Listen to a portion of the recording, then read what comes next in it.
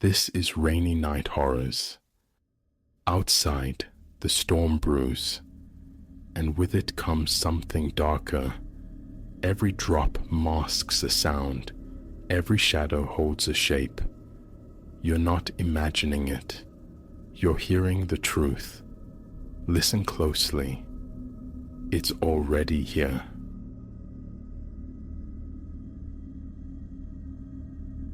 The gravel lot crunched under my tires, a sound too loud in the profound quiet surrounding Silas's diner. Empty, utterly empty, save for my dust-streaked sedan.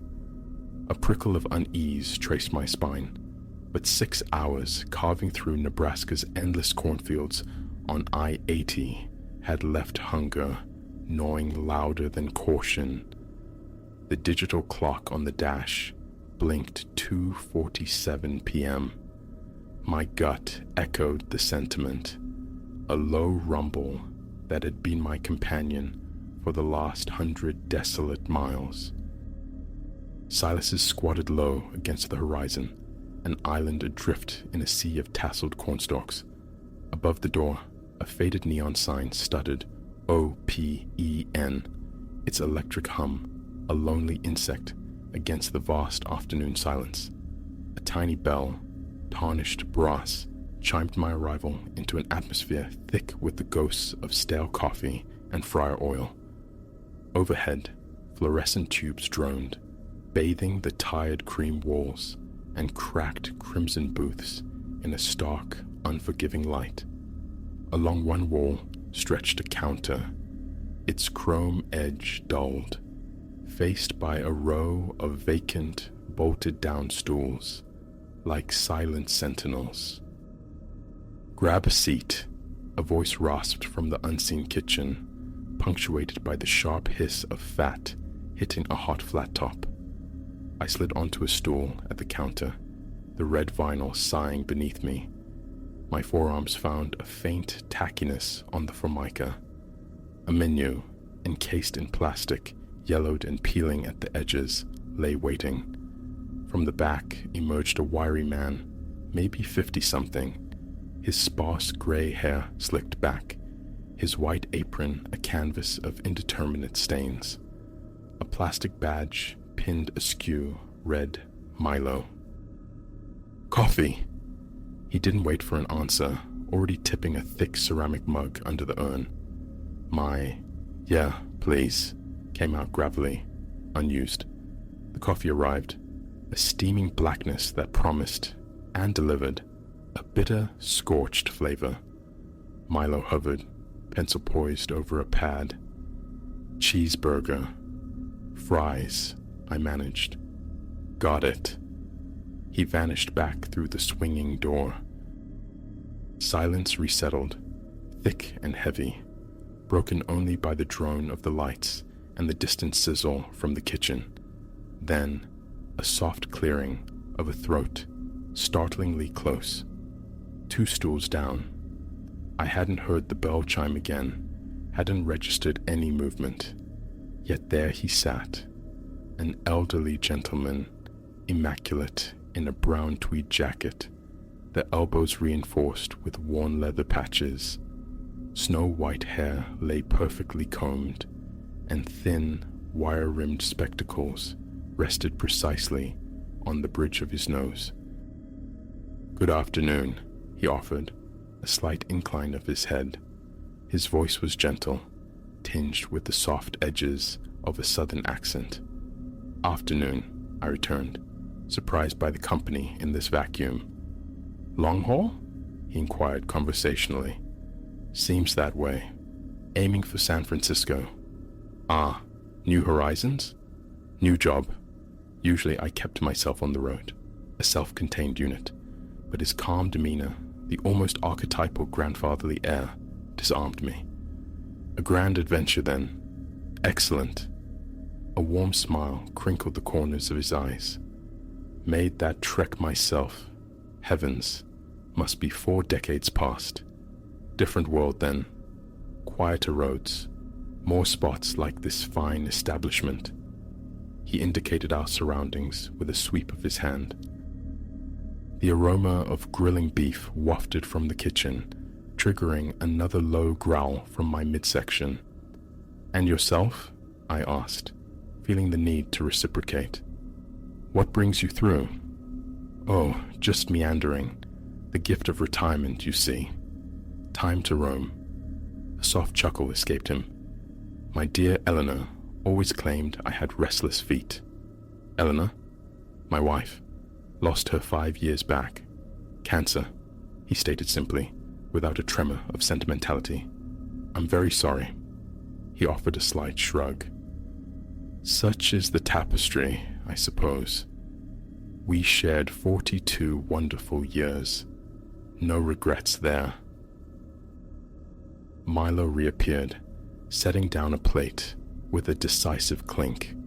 Steam curled invitingly from a thick cheeseburger and a pile of golden fries. "Anything else for you?" Milo asked. "This looks perfect, thanks." The old gentleman observed me lift the burger. "Milo runs a good grill," he commented. "Solid fare." One bite confirmed it. Juicy patty, perfectly molten cheese, a bun toasted to a satisfying crisp at the edges. "You weren't kidding," I mumbled through a mouthful. "Excellent."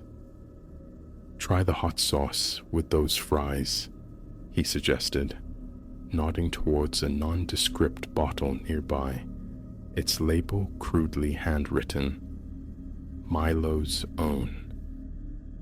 As I ate, he spun yarns, decades teaching history in Georgia, 3 children flung far by life's winds, the motorhome purchased post-retirement.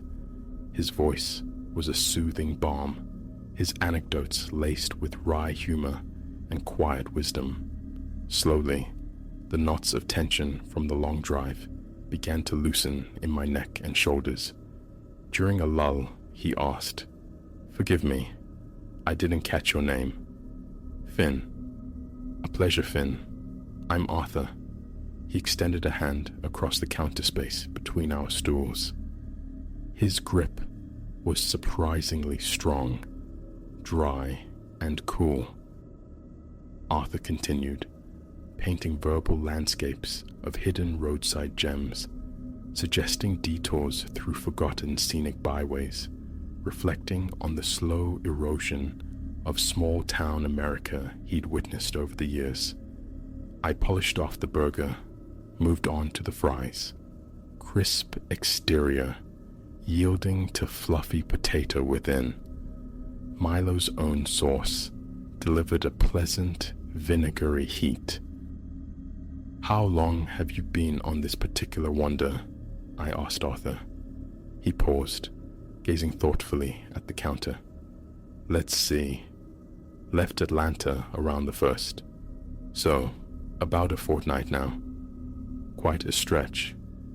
Time flows differently without a timetable, Finn. Every day holds the promise of Sunday morning." He smiled faintly. I saw his coffee mug sat empty beside him. "Another coffee?" I offered, gesturing towards the urn. "No, thank you kindly. Best be moving along shortly myself." Just then, Milo emerged, wiping grease from his hands onto his apron. "All good here?" "Excellent," I confirmed. "Could I settle up?" Milo gave me a slightly puzzled look. "Settle up for?" "My meal, burger and fries." "Ah, right." He scribbled on his pad. $12.50. I pulled out my wallet. "And add his coffee to that, please," I said, nodding towards Arthur's stool. Milo's brow furrowed. "His coffee? Whose?" "Arthur's. The gentleman sitting..."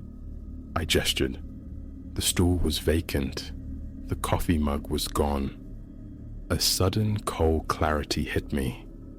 The diner was utterly silent again, populated only by Milo and myself. "Friend," Milo said, his voice flat, "you're the only soul who's walked through that door since noon." The space where Arthur's mug had rested was smooth, empty formica.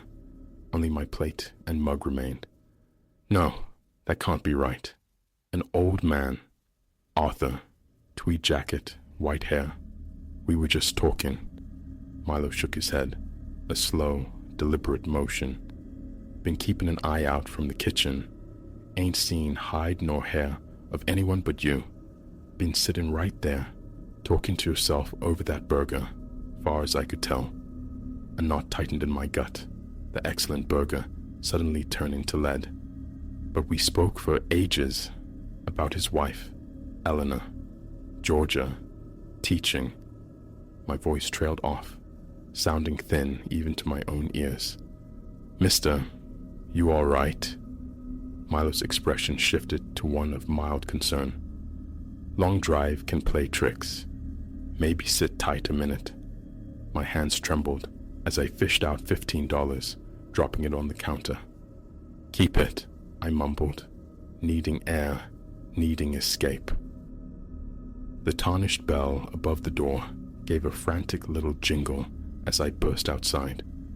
Sunlight assaulted my eyes, painfully bright after the diner's gloom. My car waited, solitary in the vast gravel expanse.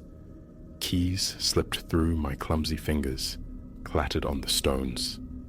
Retrieving them, I scrambled into the driver's seat, turned the ignition. Pulling back onto the interstate, a glance in the rearview mirror showed Silas's diner shrinking, its feeble neon sign a fading pulse against the cornfields. My knuckles were white on the steering wheel, a cold sweat prickling my skin despite the car's AC. I pushed the needle past the limit, fleeing west as the Nebraska sun bled orange across the endless rows of corn. Had I hallucinated? Was this some bizarre, fatigue-induced fugue? But the reality of it clung to me. Arthur's gentle southern cadence, the specific details. Eleanor, gone 5 years, leaving Atlanta on the 1st. The feel of his handshake, cool and firm. At the first glimmer of civilization, a small town huddled around a gas station, I pulled off. Inside, under buzzing fluorescent lights unnervingly similar to the diners, I grabbed a local paper. October 15th. My fingers, clumsy and slick, fumbled with my phone. Atlanta obituaries, October 2019. The search felt morbid, desperate. Then, scrolling, I found it.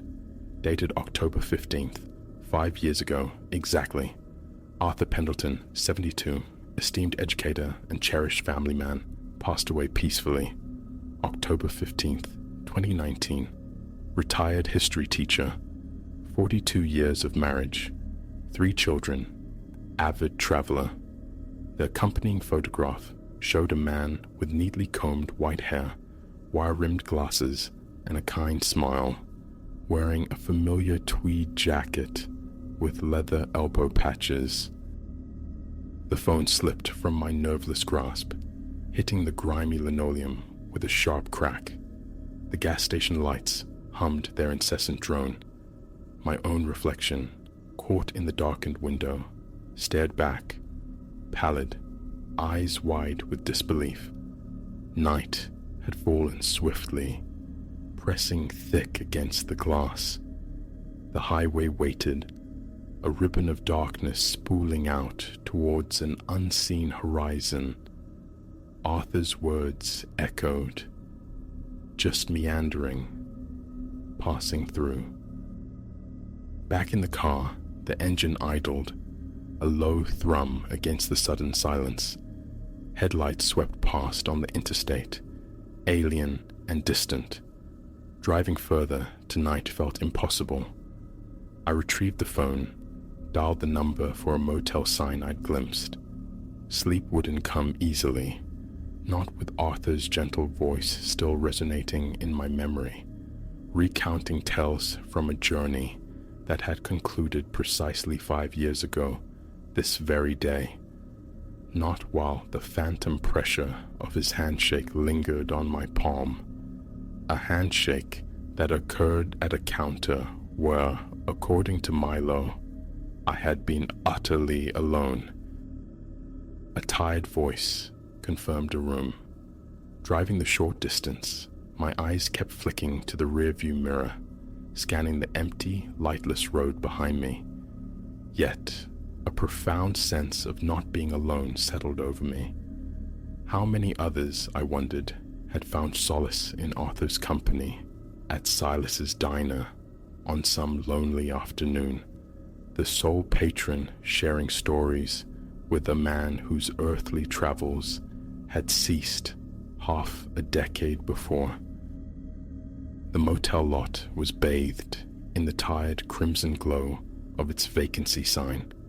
Tomorrow, the westward journey towards San Francisco, towards a new beginning, would resume.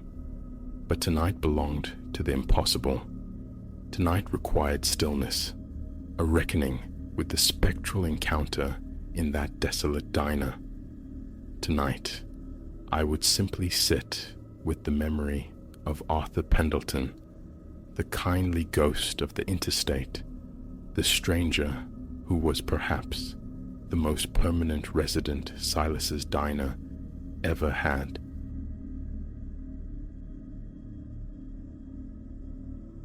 Who anticipates that renting 4 walls and a concrete floor for storing lumber and tools could unravel into the most disquieting chapter of their existence? Not I.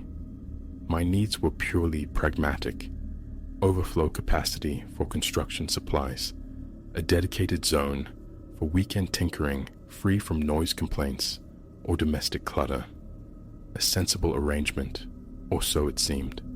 By day, the structure was utterly unremarkable, just an expansive, hollow shell lined with shelving units.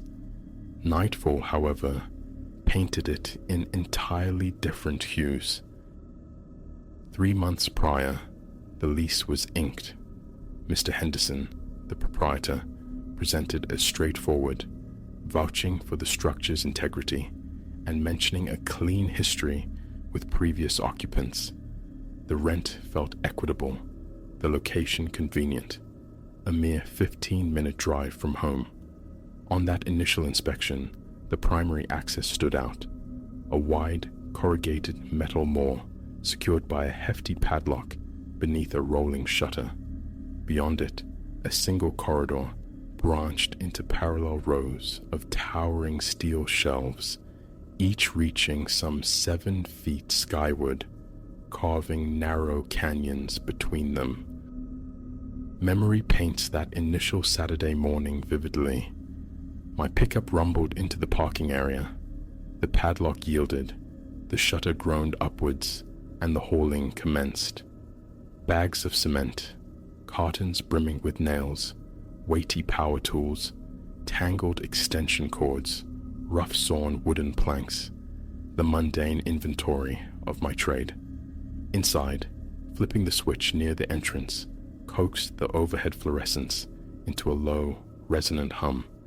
They cast a cool, slightly sterile luminescence upon everything, a detail I scarcely registered then. It was merely a vast concrete expanse punctuated by steel skeletons, nothing more profound. I designated a corner for my tools, stacked scrap timber onto a lower shelf, and arranged the cement sacks near the entrance for accessibility. The plan involved returning the following day to embark on a modest woodworking venture. A couple of hours passed in assessment, drilling test holes, probing for stable surfaces, gauging airflow. Locking up that afternoon, nothing felt amiss. The place radiated normalcy. The first tremor of the uncanny arrived perhaps a week hence. Dinner concluded, I recalled a box of nails forgotten in the truck bed. Rather than ferry it indoors, a detour to the warehouse seemed simplest. It was 8 o'clock, the sun long surrendered to the horizon. I reached the unit, disengaged the lock, and stepped across the threshold. The light switch conveniently placed, was my first touch point. The instant I actuated it, a faint clink, metallic and brief, echoed from the deeper recesses of the building, like something small tapping against steel. I paused, straining my ears. Silence resumed. A settling pipe, thermal contraction in the metal, rationalizations queued up, easily accepted. I navigated to the designated shelf, deposited the new box, performed a cursory check on my equipment. All present and correct. As I turned to depart, a distinct squeak pierced the quiet. I pivoted, scanning for a loose hinge, perhaps a metal rod precariously balanced. Again, only stillness answered. A shrug, a turn of the key, and I drove homeward, the minor anomalies fading. The subsequent weekend brought focused labor, constructing a small bench. Arriving mid-morning, around 10, I immersed myself in the familiar rhythm of measuring, sawing, and sanding. The entire day unfolded within those concrete confines, concluding near 6 in the evening, marked by a sense of accomplishment. Throughout those hours, no peculiar sounds, no unsettling undercurrents. A perfectly standard, productive session. Yet, that very evening, around 9, a prickle of unease surfaced. I'd neglected to secure one of my more valuable power tools within its cabinet. Precaution dictated locking away expensive gear, so back I went. The parking area lay steeped in shadow, sparsely illuminated by a solitary street lamp, bleeding light from the corner. The air possessed an unseasonal chill. Parking, retrieving my flashlight from the glove compartment, I entered. The warehouse lights flickered, hesitated, then held steady. And then I perceived it again, a metallic rasp, dragging, originating somewhere within the labyrinth of shelves. It conjured the image of a chain being drawn slowly across the concrete floor, a brief, grating slide. I froze, my pulse hammering against my ribs. Holding my breath, I listened intently. The sound ceased. Building settling, my mind insisted. Something shifting. I strode towards the tool cabinet, unlocked it, secured the drill, relocked it, consciously pushing the noise from my thoughts. Turning back towards the main door, it returned, louder this time. I halted abruptly. The scraping emanated distinctly from the third row of shelves. My flashlight beam sliced through the air, illuminating only the stark geometry of steel frames under the cold, fluorescent glare. No visible motion, no lurking shadows, but the sound was undeniable, sharp and grating, like a metal bar being dragged across the rough floor. My stomach constricted, my mouth felt instantly arid. "Hello?" I called out, my voice sounding thin in the vastness. "Anyone there?" Silence was the sole reply. Reason warred with instinct. I forced myself to proceed slowly down the third aisle, scrutinizing each shelf bay. Nothing appeared disturbed. The shelving units stood immobile. No loose components were apparent. My gaze swept the floor, clear of any stray metal debris. After several minutes of fruitless searching, the sound had vanished entirely. I exited hastily, fumbling slightly with the lock, and drove away, a profound disquiet settling over me for the remainder of the night, my thoughts circling the inexplicable noise. A few evenings later, needing assistance with a fresh delivery of cement bags, I enlisted my friend, Ray. Coordinating after my workday, he met me at my house around 7, and we journeyed to the warehouse together. En route, I recounted the nocturnal peculiarities. He chuckled, suggesting a loose gate, or perhaps a metal bracket resonating with the wind. His skepticism made me feel slightly foolish, yet his presence was undeniably reassuring. Upon arrival, we unlocked the door, activated the lights. Everything appeared benign. Shelves stood sentinel. The floor was clear, the air static. We hefted the first 2 sacks inside. As we maneuvered the second bag into position, we both stopped dead. That scraping sound again, unambiguous, loud enough for simultaneous recognition. Ray glanced at me, brow furrowed. "Definitely metal," he confirmed. "You sure there isn't a side door rattling somewhere?" I gestured towards the solid walls. "Just the main entrance. Everything else is sealed tight." We set the cement down. Ray retrieved his phone, activating its flashlight. Together, we advanced cautiously towards the far aisle, the suspected origin point. Our footfalls echoed unnervingly in the cavernous space. Tension coiled between us. My palms grew damp. My heart rate escalated, anticipating something.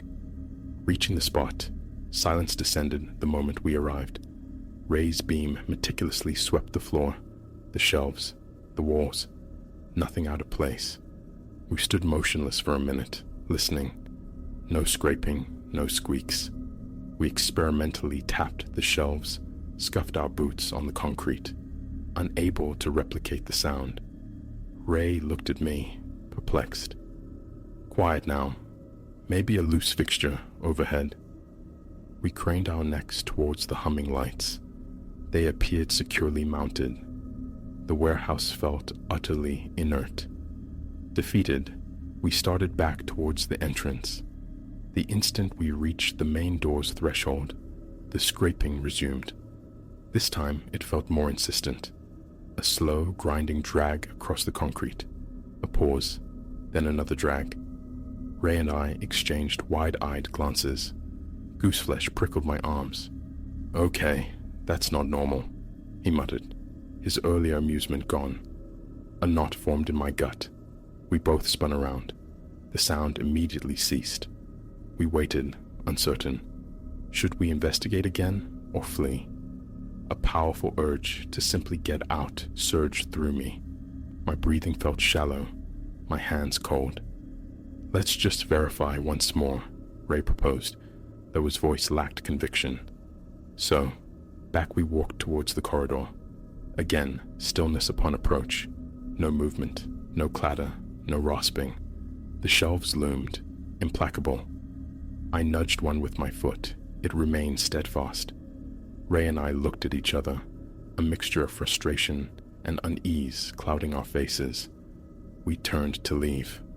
Yet, the instant we pivoted to depart, the sound erupted anew, louder, persistent, echoing through the aisles as if someone were deliberately dragging a heavy chain across the floor right behind us.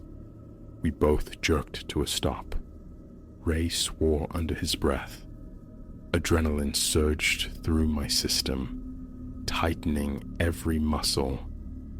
I scanned frantically, trying to pinpoint the source, but it seemed omnipresent, resonating from the very structure around us. That was the tipping point. "Right, let's vacate," I declared, the words tight. Ray needed no persuasion. We practically jogged to the truck. I secured the warehouse lock with trembling hands, nearly dropping the key. Once inside the truck's cab, we sat for a moment, catching our breath. Ray shook his head slowly.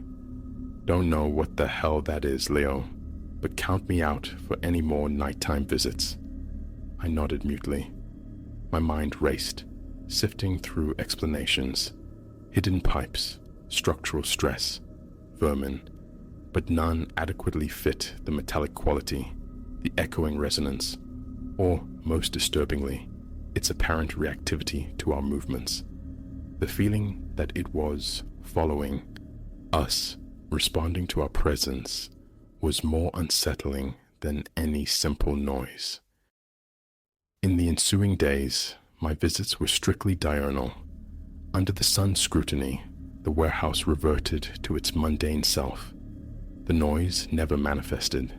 Shelves remained undisturbed, materials and tools precisely as I'd left them. No evidence of intrusion, the locks inviolate. I even conducted a more thorough inspection of the walls, searching for concealed vents or conduits that might channel strange acoustics at night. Nothing. When consulted, Mr. Henderson feigned surprise, claiming ignorance of any such phenomena. Break the lease, forfeit the deposit. His indifferent offer stood. Unwilling to sacrifice the money, I adopted a new policy. Avoid the warehouse after dark, especially alone. It felt like the path of least resistance. Ray, however, remained steadfast in his refusal to accompany me again nocturnally. He'd jest about it, but the underlying apprehension was genuine. I couldn't fault him. Sometimes I still try to rationalize it. Steel and concrete structures certainly expand and contract with temperature fluctuations. Perhaps nocturnal cooling triggers resonant sounds, but that fails to account for the localized origin, the distinct scraping character, or the uncanny correlation with my movements, starting and stopping as I approached or retreated. A structural anomaly I've overlooked. Possibly. I've contemplated installing motion-activated cameras with audio recording capabilities, a digital witness, but the resolve falters. I continue utilizing the space for my projects, but strictly within the bounds of daylight. If sunset looms before I can finish, I pack up. The prospect of confronting that sound again, particularly in solitude, holds no appeal. Call it cowardice, but the feeling of being watched, of something unseen reacting to my presence in that cold, echoing space, it's a sensation I actively avoid. My scheduling has become meticulous, ensuring I'm clear of the premises well before twilight. Weeks have passed without hearing the noise. Occasionally, I question the memory, wondering if fear amplified the mundane. But I know what I heard. Ray knows what he heard. I cling to the hope of a simple, mechanical explanation. A loose pipe finally revealing itself, an electrical fault diagnosed. Yet, no proof has surfaced. There's no dramatic crescendo to this account, no spectral reveal. Nothing has lunged from the shadows. No trespassers or nesting animals have been discovered amongst the shelves. Still, recalling the way that metallic scraping seemed to track our movements down those sterile aisles sends a chill down my spine. It was real enough to compel two grown men to abandon their task and hasten away. That much is undeniable. Its source, its nature, remains stubbornly elusive. It's just a warehouse, rented for utility, utterly ordinary by day. But after dark, something within scrapes and drags, a sound tethered to the shadows, reactive and inexplicable. I don't comprehend its origin or its mechanism. I only know it exists, and I have no desire to delve deeper into the gloom to uncover its secrets. Safety feels preferable. For now, I maintain my distance when the sun descends, attempting to silence the unsettling echo that lingers, persistent and unresolved, in the back of my mind.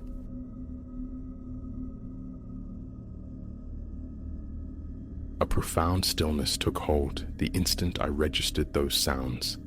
Low, strangled moans emanating from the sealed room down the corridor. Elsewhere, the house breathed normalcy. Shadows pooled undisturbed in the kitchen, The living room lay dormant. The familiar, aged buzz of the hallway lamp hummed its usual monotonous tune. But that evening, a subterranean grief seemed to seep from behind that particular door, a sound that raised the fine hairs along my forearms into sharp points. Months had passed since I'd last ventured near that room. Unused, unneeded, I kept it locked, a deliberate act of neglect. Yet these burgeoning sounds, raw and insistent, gnawed at my composure. Compelled, I retrieved my keys.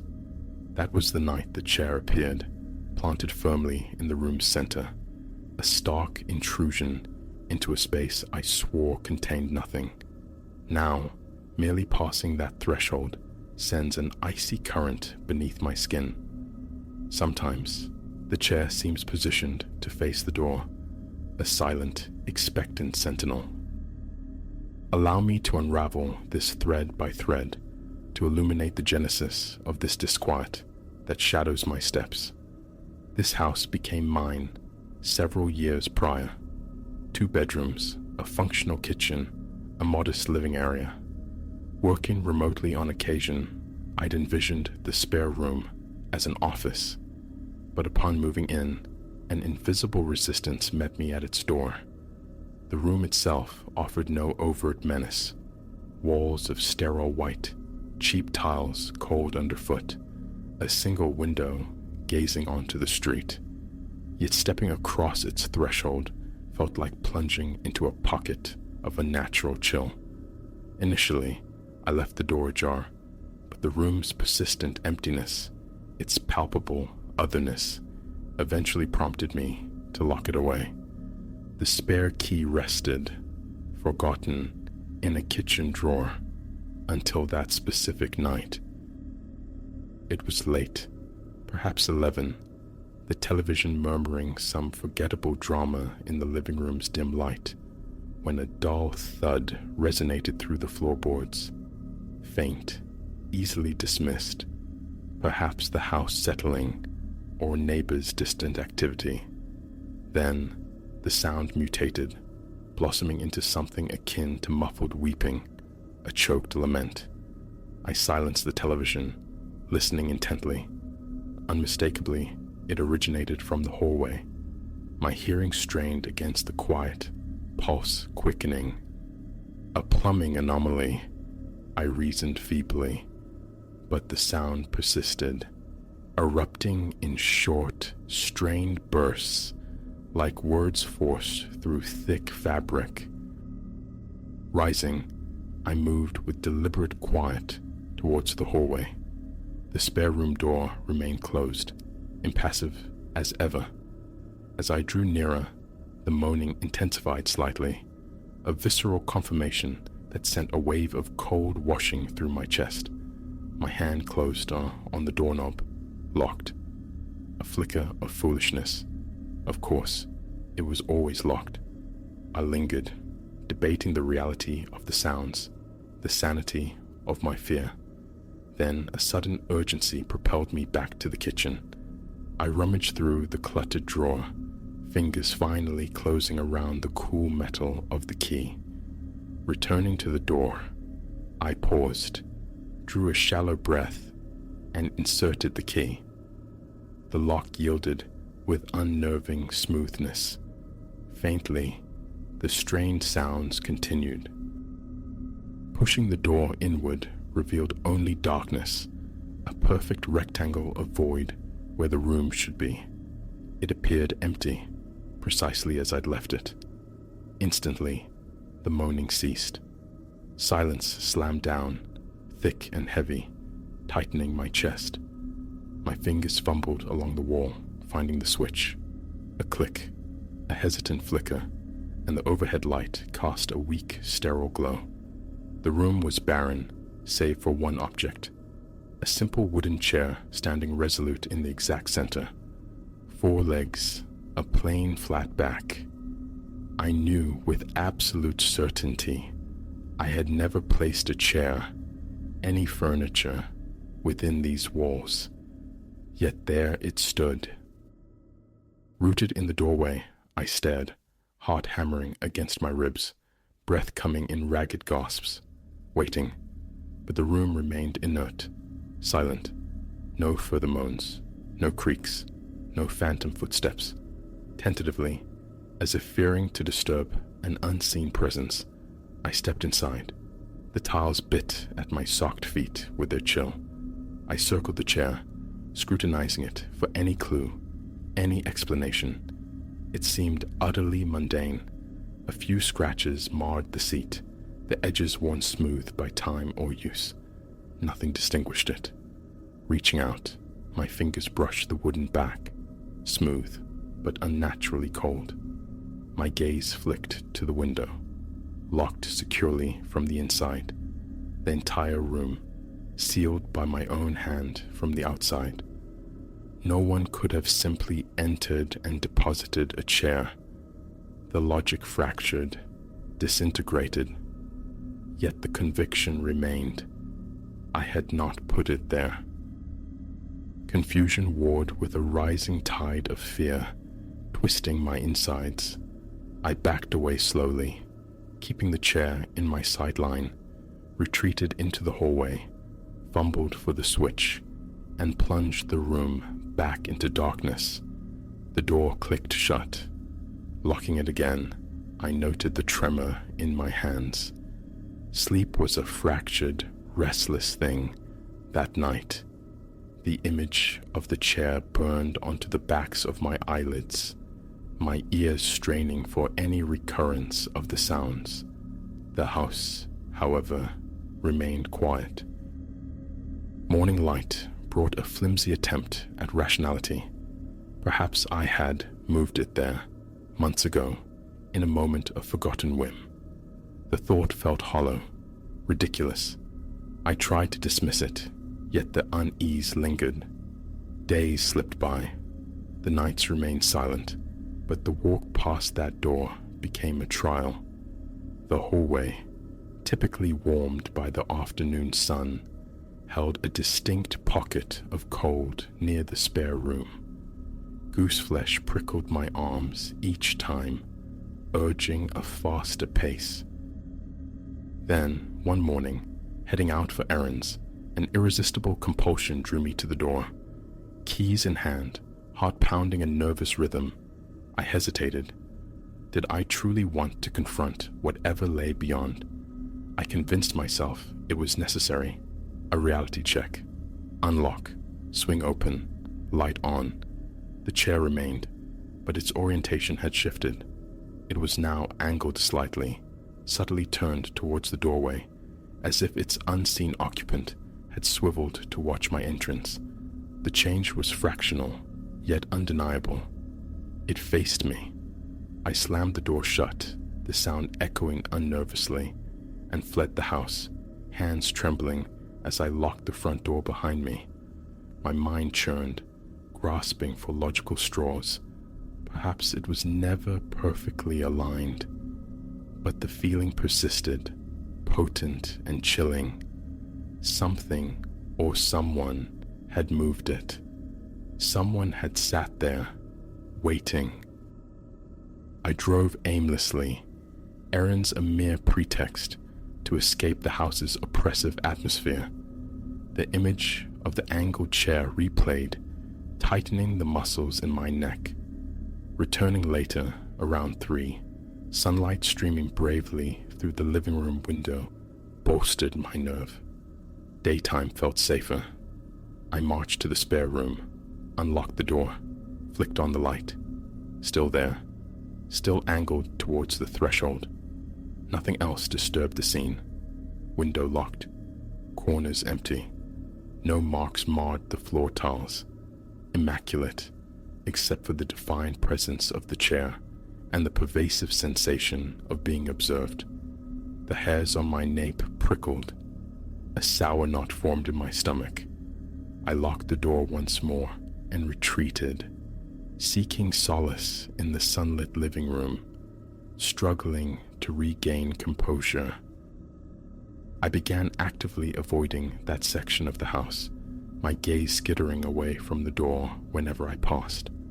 At night, rituals of security intensified, checking locks, peering through windows. Faint, ambiguous noises were rigorously attributed to old pipes or the wind. Some nights, anxiety propelled me from bed to recheck the front door, the back window, seeking reassurance against an unnamed threat. The sheer depth of my fear embarrassed me, yet my body remained coiled, perpetually tense. A week or so later, a new disturbance. Lying in bed, courting sleep, a single, sharp thump echoed from the hallway. Like something solid dropped onto the floorboards. My heart leaped. Rolling onto my side, I stared at my own bedroom door, a barrier against the unseen. Reluctance warred with the need to know. Silently, I crept from bed into the darkened corridor. The spare room door loomed, closed. My hand reached for the knob. It felt colder than the surrounding air, an almost icy touch. Turning it confirmed the lock was engaged, precisely as I'd left it. Pressing my ear to the wood yielded nothing. No moans, no thumps, only the profound silence of the house. I retreated to bed, mind racing, sleep utterly banished. The following morning, I called Marcus. Practical, grounded Marcus. I recounted the noises, the inexplicable chair, trying to sound measured, rational. He chuckled, attributing it to stress, an overactive imagination.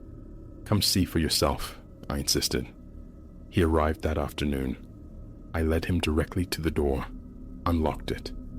The chair stood within, but now, inexplicably, it seemed returned to its original forward-facing position. Marcus stood in the doorway, arms crossed, skepticism etched onto his features. He entered, circled the chair, inspected the window, tapped the walls, even briefly sat upon the contested object. He found nothing amiss. Mate, it's just a chair, he concluded, clapping my shoulder. Previous owner probably left it. You just forgot. Frustration simmered beneath my surface, the certainty of wrongness clashing with his easy dismissal. I didn't argue. He stayed for a beer. Conversation steered carefully away from the unsettling room. By dusk, he was gone, leaving me alone once more. His visit offered a fleeting calm, but it evaporated the moment I passed the spare room door that night, the familiar wave of cold washing over me. Ignoring it became impossible. Days later, fueled by a mixture of exhaustion and simmering anger, I approached the door again. The key met resistance in the lock, a new grating friction where before there had been smoothness. Finally, it turned. I pushed the door open, hit the light. My breath caught. The chair now faced the wall, its back turned squarely to the door, a gesture of utter rejection. The air hung stale, heavy. A prickling awareness crawled up the back of my neck. Stepping inside, I reached for the chair, intending to drag it back, to impose some order. My palms felt clammy. The instant my hands made contact, a jolt of intense cold shot through me, as if the wood itself were frozen. I flinched back, then, forcing myself, gripped it again. I hauled it towards the window, the scraping of its legs loud in the stillness, placing it deliberately in a new spot. I exited, locked the door, and paced the living room, heart pounding, thoughts chaotic, a volatile mix of fear and fury. A desperate need to find a rational explanation surged. Was someone entering the house? I conducted a meticulous search. Every window latch, every door lock, every conceivable point of ingress, all secure. I even ventured into the dusty, silent attic. Empty. Downstairs again, the house felt utterly normal, benign, except for the palpable wrongness radiating from that single, locked room. That night, I resolved to keep watch. I settled onto the floor in the hallway, directly outside the spare room door, extinguishing the corridor light. Darkness enveloped me. I listened, back aching against the wall, legs cramping, eyes fixed on the faint rectangle of the door.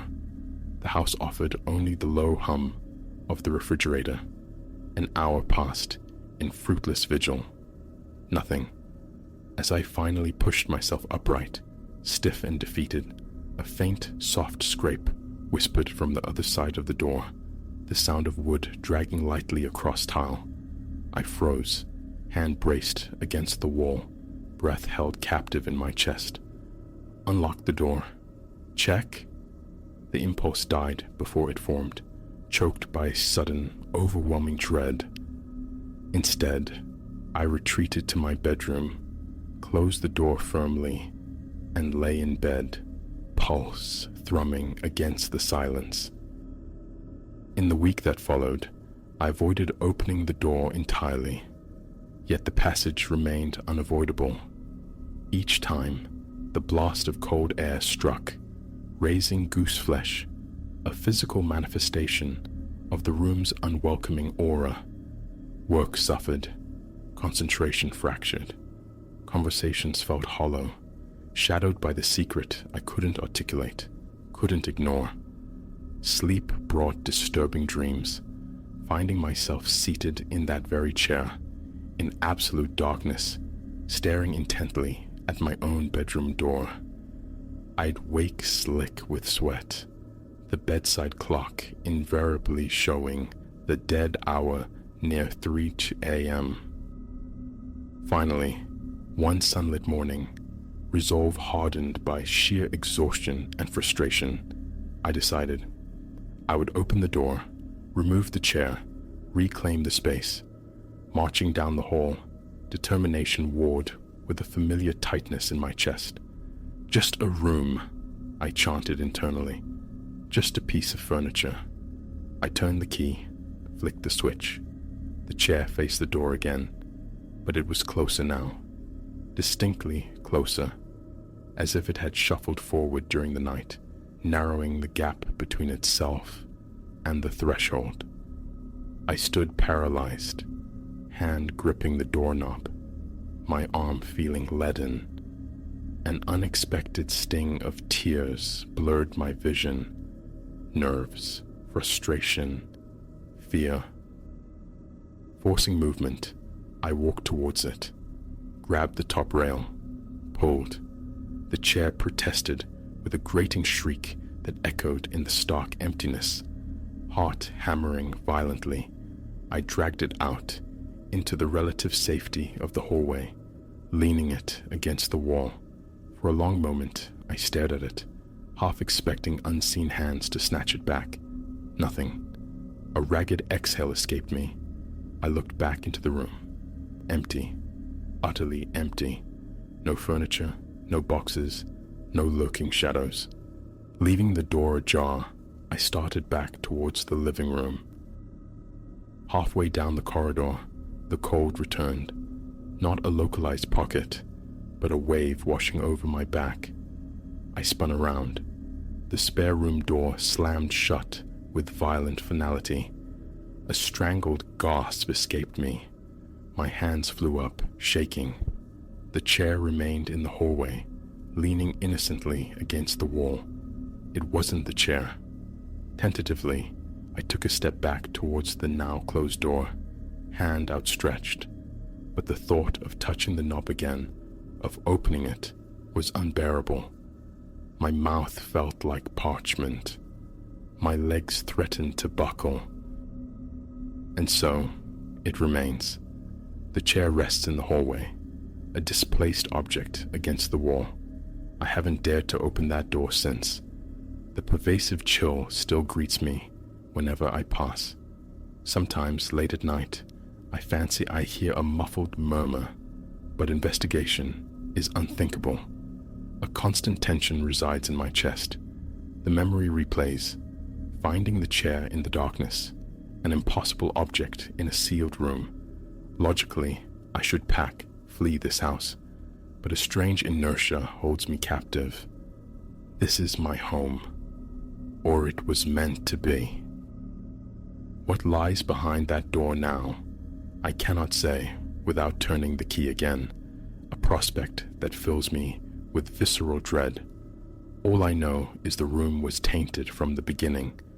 I repeat the mantra, an empty space, a single window, nothing more. But the cold is undeniable. The sounds were real.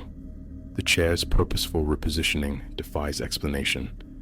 Understanding feels distant, perhaps undesirable. For now, avoidance is my only strategy. That part of the house is ceded territory. Perhaps one day, courage will surface, enough to remove the door itself. Until then, I navigate my own home, like a trespasser, sleeping with the lights burning, waiting, always waiting for the sanctuary of morning.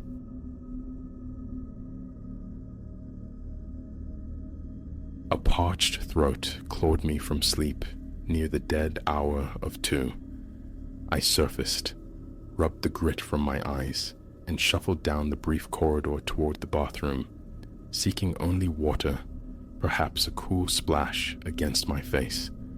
But the threshold arrested me.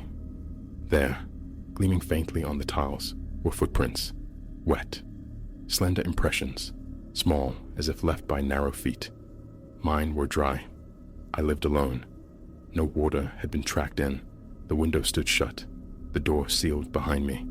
They simply began there, before the sink, a sequence leading toward the bathtub. The overhead bowl cast weak, distorted reflections in the damp patches. A prickle of unease traced my spine. Hesitantly, I advanced, careful to step around the marks.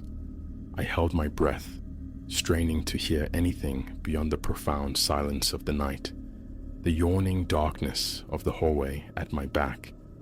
Nothing stirred. Leaning closer, I saw the trail terminated precisely at the lip of the tub. Expecting dripping water, some source, I peered inside. Dry porcelain gleamed dully back, utterly still. I pivoted, scanning the floor around my own feet, seeking some unnoticed puddle I might have traversed. Nothing. My soles were bone dry. A clammy dampness bloomed on the nape of my neck.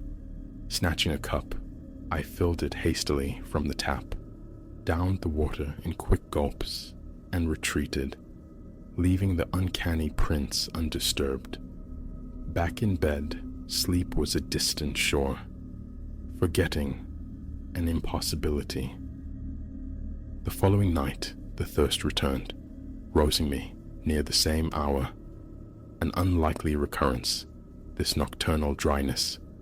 Perhaps too much salt at supper, I reasoned, a flimsy shield against rising dread. I padded to the bathroom, halting again at the doorway, transfixed. They were back, wet, catching the low light, the same delicate outlines, but the orientation had shifted, still originating before the sink, still ending near the tub, yet angled differently now, as though their maker had pivoted slightly before taking that final step toward the porcelain basin. Silence held for a moment, then fractured. A sound, incredibly faint, vibrated in the air, a low hum, perhaps, or a muted, tuneless singing. It seemed to emanate from within the room, yet its source remained elusive, directionless. A profound chill seeped into the space, prickling my skin, tightening it across my bones. My heart began a frantic rhythm against my ribs. Reaching out, My fingers grazed the cool, dry surface of the sink. I traced the grout lines on the floor. Only the footprints held moisture. Drawn forward despite the rising fear, I moved toward the tub. The air grew colder against the back of my neck, goose flesh erupting along my arms. The humming intensified, a knot tightening in my gut. I recoiled, backing out of the room and into the relative safety of my bedroom. Sleep offered no refuge. My thoughts snagged on those inexplicable glistening marks. On the third night, resolve hardened within me. Before surrendering to sleep, I meticulously dried the bathroom floor with a thick towel, ensuring every tile was arid and gleaming. Windows secured, apartment checked. I was solitary, no spare keys dispersed. I set my alarm for 1:30, aiming to preempt the thirst, to inspect the room before the usual hour. The alarm's chime dragged me into pre-dawn blackness. I crept down the hall, leaving lights extinguished, then flicked the bathroom switch. They were there, stark against the meticulously dried floor, wet and luminous. Crouching, I extended a fingertip, touching the edge of one print. Cold, not fresh spilled water, but the chill of liquid that had settled. I rubbed my fingers together. Moisture clung to them. Bringing them to my nose, I inhaled. Only the neutral scent of water, devoid of minerals, chemicals, anything distinctive. My own arm hairs prickled, standing erect. Listening intently, the low hum surfaced again, quieter this time, yet persistent. A single, unwavering tone, less melody than a disembodied resonance. I leaned toward the bathtub. The sound swelled, my throat constricted. With a surge of will, I reached out, wrenching back the shower curtain. Empty, dry. My phone's flashlight beam interrogated every corner, revealing nothing but sterile surfaces. Behind me, the footprints remained, silent witnesses. Turning back, I noticed something new. There were fewer prints than before, describing a subtle arc, curving around some invisible obstacle before their terminus at the tub. A hard swallow, a deep breath, and I fled the room, remaining vigilant in my living room armchair until the first gray light of dawn bled through the windows, pondering my next move. Night 4, I laid a trap of wakefulness. Lights off throughout the apartment. I sat sentinel in my bedroom, door ajar, gaze fixed on the sliver of hallway visible. The bathroom door remained slightly open, its light extinguished. Around 2, the silence was punctuated by a soft dripping, water striking tile. After letting minutes stretch taut, I rose, palms slick with sweat. Slowly, cautiously, I moved down the hall, peering into the bathroom's gloom. The floor before the sink shimmered wetly. The prints were discernible, even in the near dark. My hand found the switch. Light flooded the room, and with it, an immediate, palpable draft of cold air against my face. The humming returned, louder now, its pitch subtly altered. As I extended a hand into the room, the threshold crossed. A violent shiver coursed up my spine. My breath hitched, shallow. A dull pulse began to throb at my temple. My mouth felt tacky, words failing me. "Who's here?" I managed, the sound barely a whisper in the charged air. Silence answered, save for the persistent hum. The footprints sat, immutable, leading only to the tub. My reflection stared back from the mirror, pale and strained beneath the stark light. Leaning over the basin, I ran the tap. Normal flow, familiar sound. I splashed water on my face, glanced back down the empty hall, then turned again to the prince. Unchanged.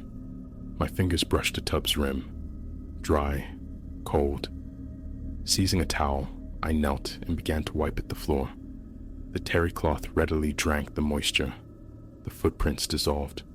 Holding the damp towel, I waited. The humming ceased. I retreated, sitting on my bed in the darkness until morning arrived. Subsequent nights became a grim series of experiments. I laid down cardboard. It became sodden in two distinct, foot-shaped patches. I scattered flour. It clumped damply where the prints appeared. I placed a fresh, dry towel before the sink. It bore the wet signature by morning. Always the same outcome. Always around that same early hour, heralded by thirst. Always the footprints materializing, bridging the space between sink and tub. Never crossing the threshold from the hall. Never originating elsewhere. As if conjured from the very air within the room. Night after night, the pattern shifted. A slight angle to the left one time, veering right the next. Sometimes a curve, sometimes almost a straight line, approaching the tub from subtly different vantages. I began to document them, sketching the bathroom layout, marking each print's location, seeking logic in the sequence. A week yielded pages of diagrams, patterns that refused repetition, forming abstract shapes I couldn't decipher. Frustration gnawed at me, coupled with profound fatigue. Sleep became shallow, fractured, leaving behind headaches and knotted muscles. Daylight hours were spent in determined normalcy, work, television, meals, a facade crumbling each night as apprehension coiled before sleep.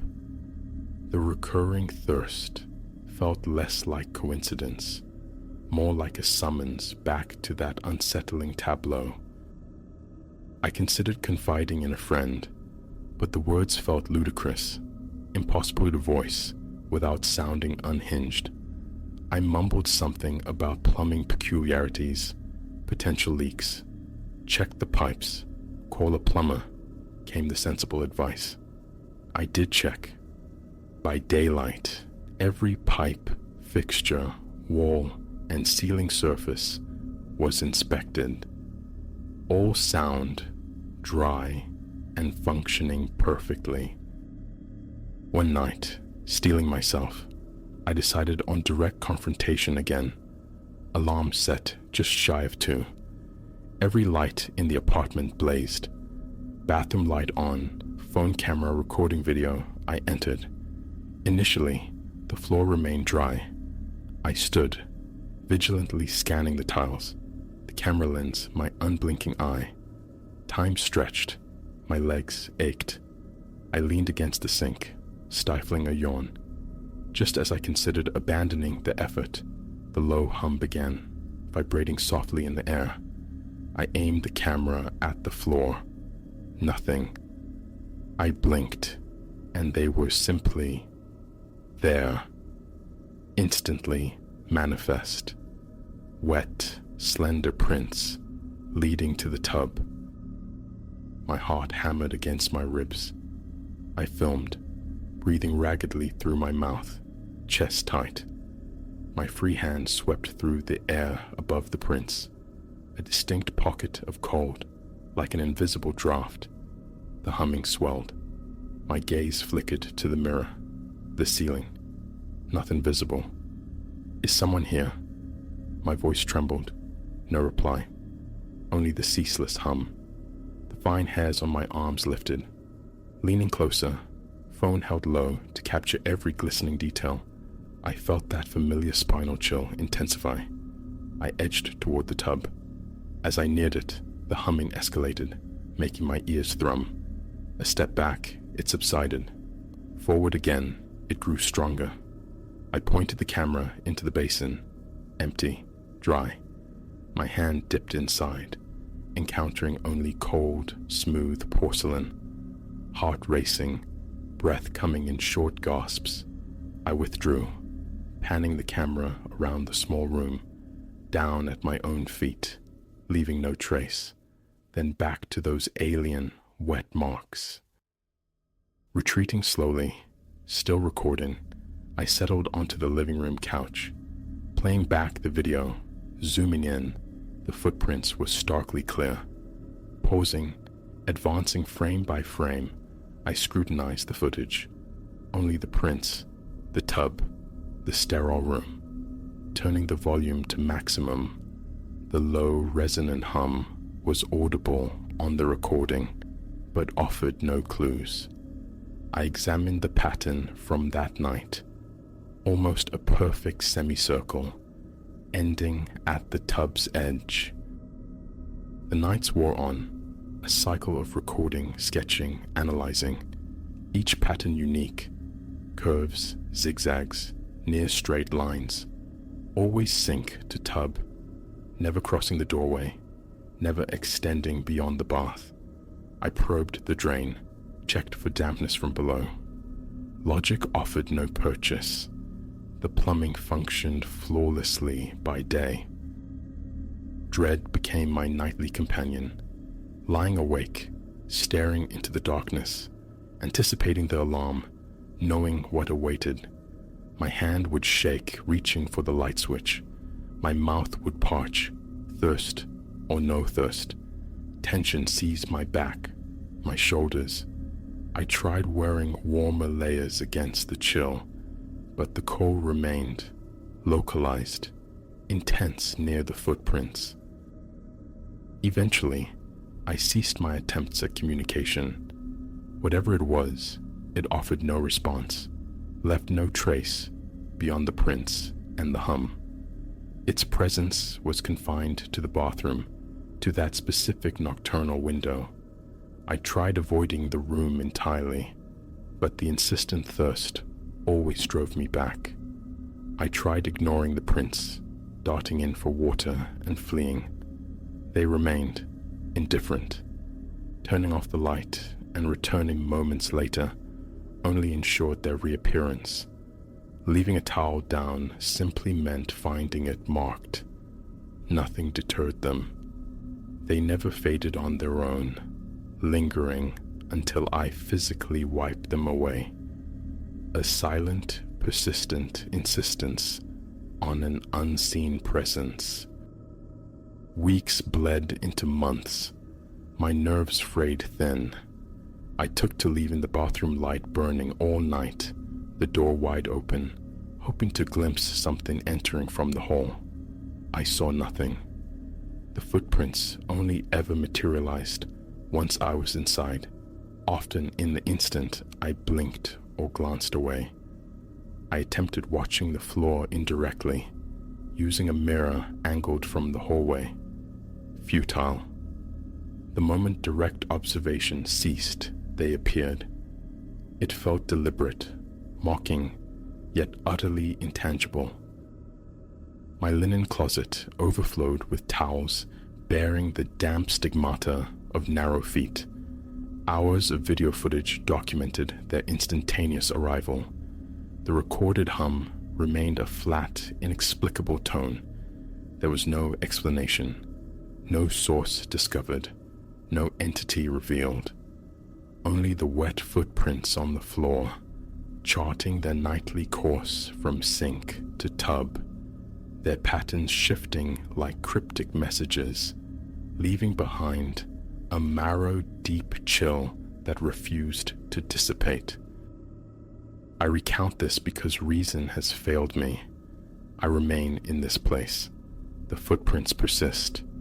Each night, the chill embraces me as I cross the threshold. Each night, the low hum vibrates in the air near the tub. I don't understand the why, the what, the meaning of it all. They never cease. They never clarify. I just keep wiping them away, night after night, carrying a sliver of hope that tomorrow the floor will remain dry. But thus far, it never has.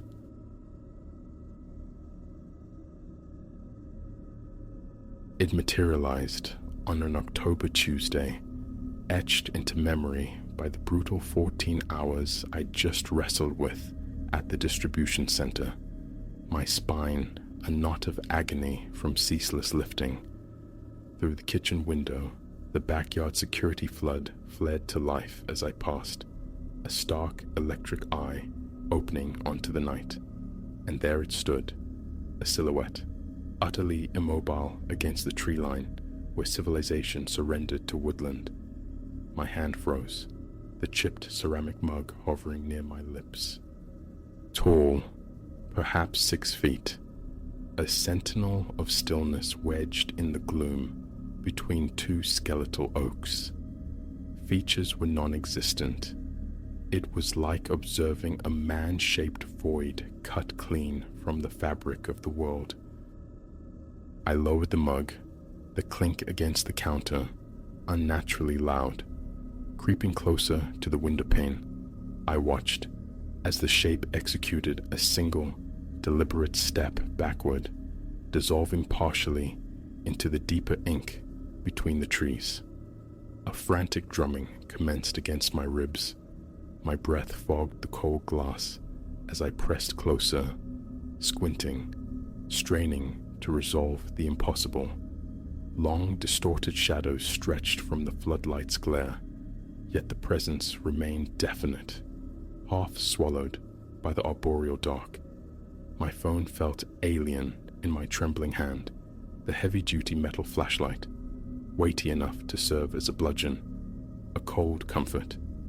The back door lock yielded with a click that echoed my hammering pulse. Autumn's breath, sharp with decaying leaves and damp earth, met my face as I stepped onto the deck, the tread of my work boots thudding against the weathered planks.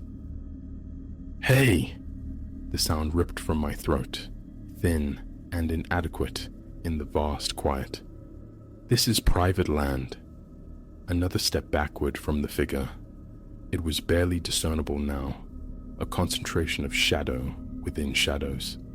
I thumbed the flashlight switch, carving a brilliant white arc across the boundary. Nothing. Only tree trunks, drifts of fallen foliage, the empty spaces between.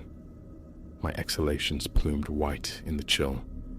Down the deck stairs I went, the flashlight beam jittering with my unsteady gait.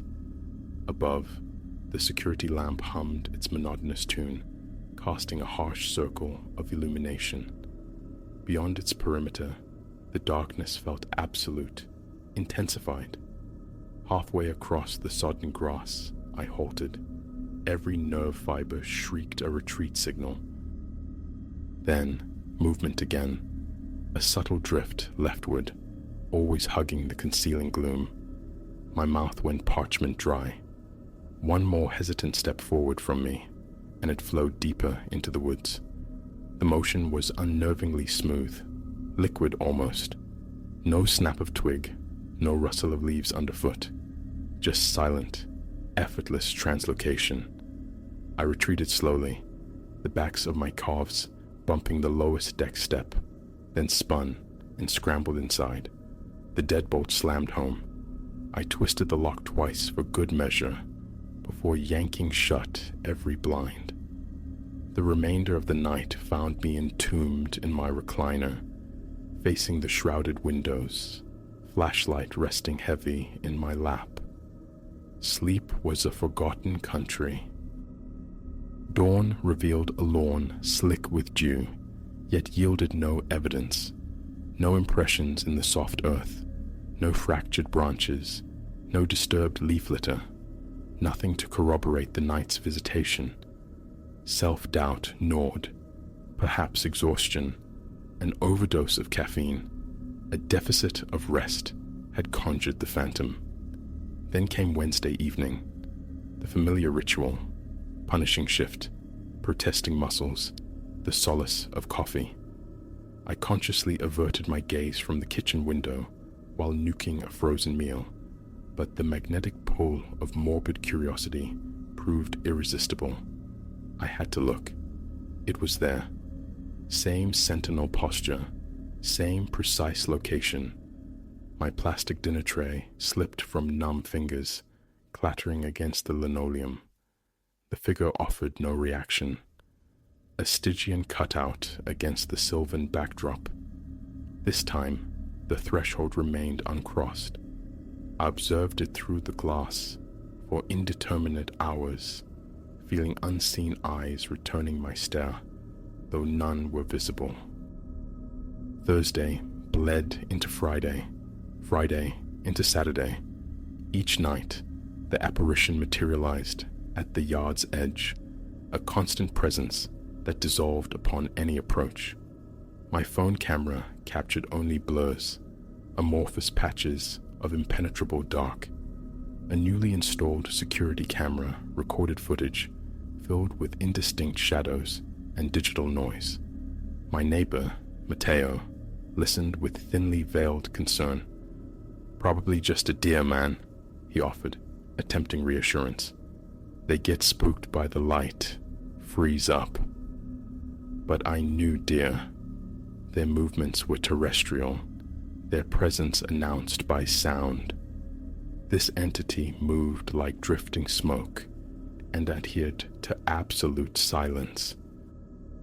Sunday saw Officer Dunn arrive, her cruiser parked awkwardly on my gravel drive. She walked the property line, notepad in hand, professional detachment masking the familiar skepticism I'd seen in Mateo's eyes, the unspoken diagnosis of stress-induced delusion. She suggested pruning the trees, admitting more light, speculated about bored teenagers engaging in elaborate pranks. Yet teenagers tire. Teenagers giggle, or flee clumsily, or leave muddy tracks. This presence possessed a chilling patience, an unwavering consistency. It had intent, a purpose I couldn't begin to fathom. Sleep deprivation began to erode my performance at work. A dropped crate on Tuesday nearly shattered my foot. My supervisor, exasperated, sent me home. I sat parked in my own driveway for 20 minutes, gaze fixed on the menacing tree line, summoning the courage to enter my besieged home. That night, resolve hardened within me. I would outlast it. Bundled in my heaviest coat, flanked by twin thermoses of black coffee, flashlight poised, phone battery full, I planted a chair on the deck. Sunrise would find me there if necessary. The security flood ignited at 8:43 p.m. I noted the time on my phone, a futile attempt at imposing order, and there it stood, punctual as always, between the sentinel oaks, a fixture in the 2 weeks since its debut. "What do you want?" My voice, surprisingly steady now, fear calcified into frustrated anger. "Why are you here?" Silence answered. Stillness answered. Only that patient, watching immobility. 11:17 p.m. For the first time, a sound. Soft, dry scraping, like desiccated leaves dragged across rough concrete. The figure subtly shifted, and the horrifying realization struck.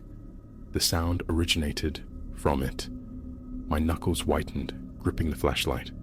The scraping intensified. Then, impossibly, it stepped forward.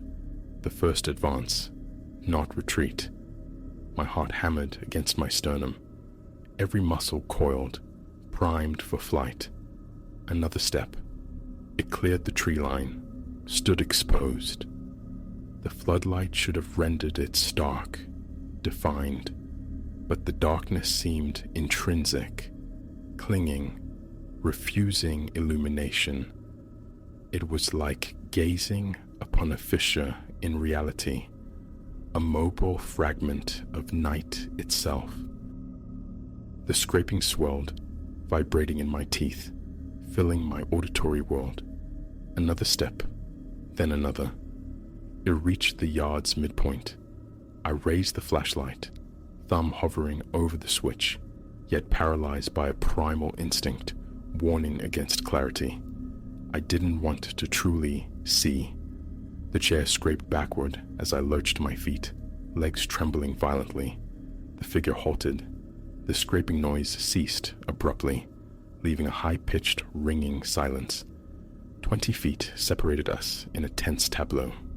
Then an arm began to lift. The motion was fundamentally wrong. Too fluid, unfolding at impossible angles, like time-lapse footage of botanical growth played in reverse, but imbued with sinister intent. The limb extended, elongating impossibly, stretching across the grass toward me. I bolted, slammed the door, fumbled with the lock, fled upstairs, collapsing against my bedroom wall, lungs burning, gasping. No windows were approached for the remainder of that night. The following morning, feigning illness, I skipped work.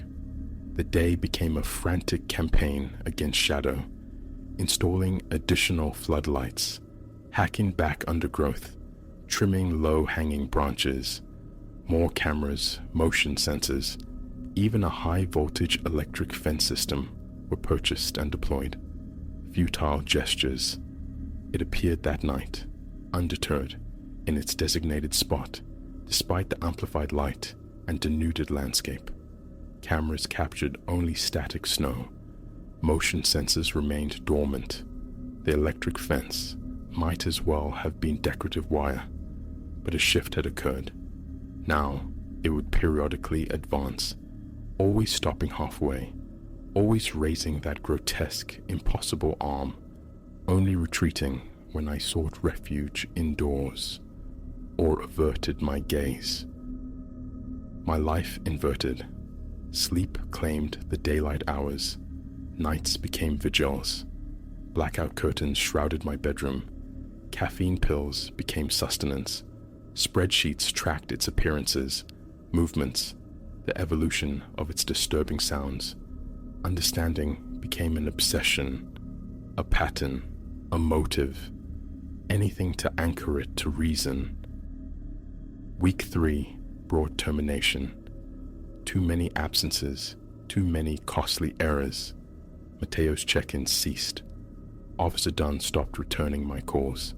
The abandonment was understandable. I heard the frayed edges in my own voice. Each night, the figure grew bolder, encroaching further before its customary withdrawal. The scraping sound intensified, layering, sometimes hinting at phonemes, whispers in a language utterly alien. Outside became forbidden territory. Groceries were delivered. Blinds remained drawn. Yet its presence was palpable, a heavy weight pressing against the house, waiting. The air within grew thick, stagnant. The walls seemed to inch closer daily. 4 weeks culminated in fracture. Sleep deprivation, profound isolation, and unrelenting terror had ground me down to raw nerve. At 3 a.m., slumped on the kitchen floor, the ceaseless scraping a torment against my eardrums, a decision crystallized. This stalemate had to break. Flashlight and coat became my armor. I stepped onto the deck.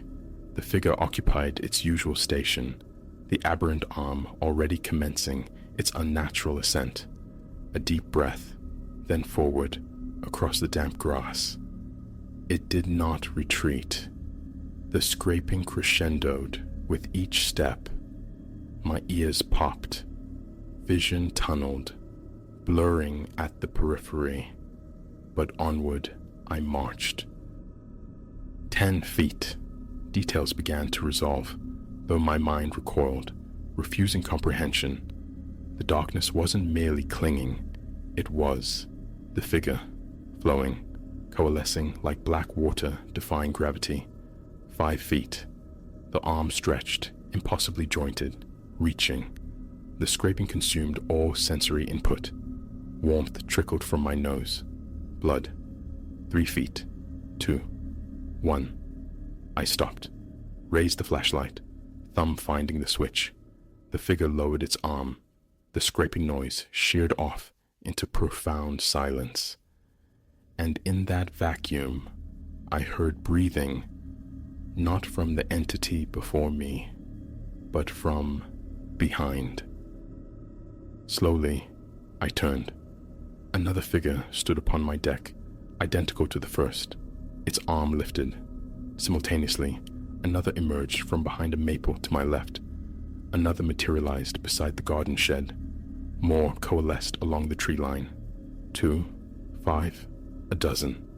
Each an impossible silhouette, each extending an arm towards the center. I stood frozen, encircled by darkness given animate form. The flashlight slipped from nerveless fingers, thudding softly onto the grass. The figures took a single, synchronized step, inward. Another. The scraping resumed, now polyphonic, emanating from all directions. A chorus of dead leaves, rough concrete, and something else, something voracious. I squeezed my eyes shut, felt the displacement of air as those elongated limbs reached and waited for the inevitable. Elias! Hey, Elias! Mateo's voice, a jarring intrusion. A car door slammed nearby, followed by footsteps crunching on gravel. My eyes flew open. The yard was empty, bathed in the sterile glare of the security lights. Mateo stood at the side gate, clutching a paper bag. "Brought dinner," he called out. "You weren't answering your phone. Got worried, man." My gaze swept the perimeter. No shadows moved unnaturally. Only the chirping of crickets and the distant hum of traffic remained. "Come inside," I managed, my voice sounding reedy, unfamiliar. "It's not safe out here after dark." Mateo shot me a peculiar look, but complied. I secured the door behind him, checking the lock twice. "You look like hell," he observed, unpacking containers fragrant with ginger and soy. "When did you last sleep?" I didn't answer, moving instead to the kitchen window, drawing the blinds tight. Looking wasn't necessary. I knew they were out there, patient in the shadows, waiting for solitude to reclaim me. Mateo stayed for 2 hours. We ate. We spoke of trivialities, his job, the local team's prospects, his daughter's science fair project. He tactfully ignored my involuntary flinches at every nocturnal sound. When he finally departed, I escorted him to his car, standing sentinel in the driveway until his taillights vanished around the bend. Then, retreating inside, locking everything, I began to pack. The next morning, I phoned my sister, Clara, in Arizona. A spare room awaited, she confirmed. Sunshine was abundant there, she promised. Few trees, scant shadows for concealment. Movers were hired. Most furniture was abandoned. I drove west, the car crammed with essentials, refusing the rear-view mirror until Ohio dissolved into the states behind me. Months have passed. My current residence is an apartment complex, stark concrete and sun-baked stucco. East-facing windows greet the desert dawn.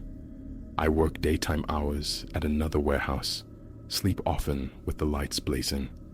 Occasionally, I scan the online news from my hometown, searching for reports of disappearances, of strange sightings near the property I fled. Nothing surfaces. New owners occupy the house now. The urge to call, to warn them, arises, but the futility, the inherent madness of the story, silences me. Perhaps it was merely a product of my own unraveling. Stress, exhaustion, isolation conjuring demons from mundane shadows. My therapist suggests as much. She is likely correct.